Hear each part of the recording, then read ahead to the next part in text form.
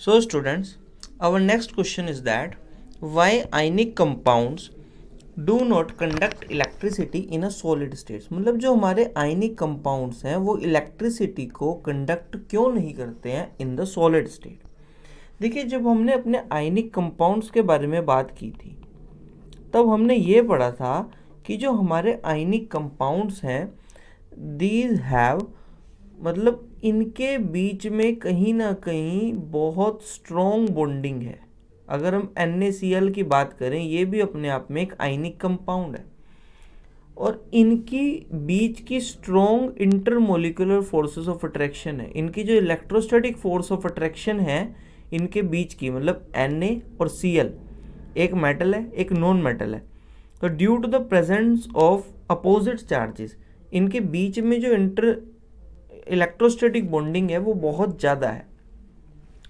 सो अगर हम इस क्वेश्चन की बात करें कि भाई वो इलेक्ट्रिसिटी को कंडक्ट क्यों नहीं करते हैं इन अ सॉलिड स्टेट, तो हम यहाँ पर ये कह सकते हैं कि इन सॉलिड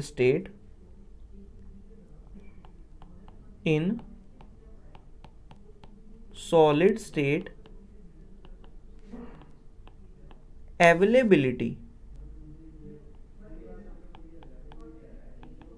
जो अवेलेबिलिटी है किसकी, फ्री आयंस की,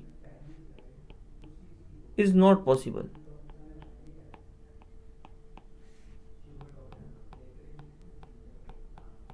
सो ये क्यों पॉसिबल नहीं है, ड्यू टू स्ट्रॉन्ग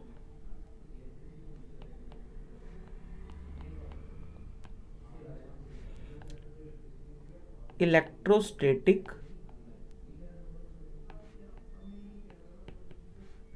बॉन्डिंग, या फिर हम कह सकते हैं फोर्स। ठीक है जी। सो इसीलिए हम क्या कहते हैं कि generally they conduct electricity in molten और एक्वस स्टेट। क्योंकि एक्वस स्टेट में हमारे पास क्या होता है, एक्वस स्टेट में हमारे पास फ्री आयंस होते हैं, free ions are available.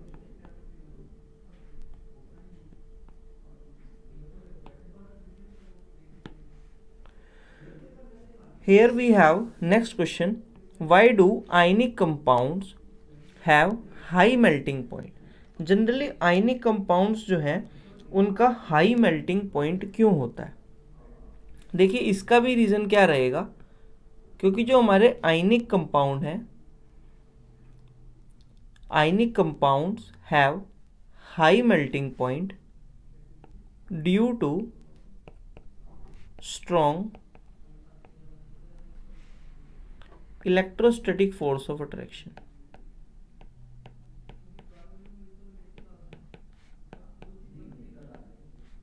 force of attraction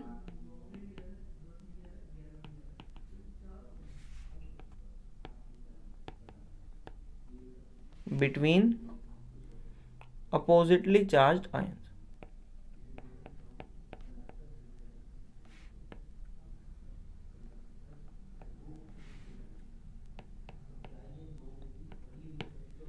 सो अब इनकी strong electrostatic force of attraction होने की वजह से इनके अपोजिटली चार्ज आयंस में तो इनकी स्ट्रॉन्ग बॉन्डिंग होगी।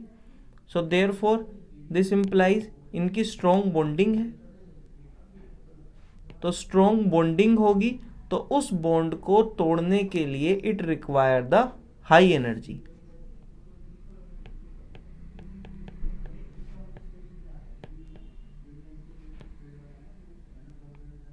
सो therefore we can say that कि जो हमारा आयनिक कंपाउंड्स हैं उनका हाई मेल्टिंग पॉइंट होता है।